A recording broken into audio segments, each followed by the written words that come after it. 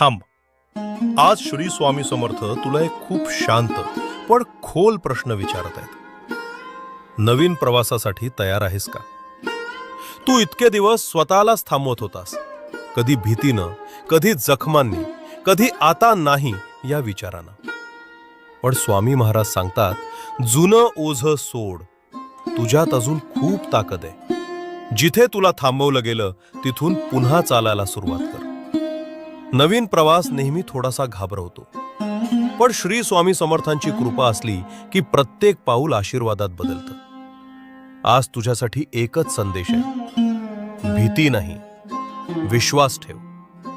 नवीन सुरुवात तुझ्यासाठी तयार आहे. जर हे शब्द मनाच्या कुठल्या तरी खोल कोपऱ्यात हलकेसही उमटले असतील, तर समज आज श्री स्वामी समर्थ तुझ्याकडे हळू विचारत आहेत, तू तयार आहेस का?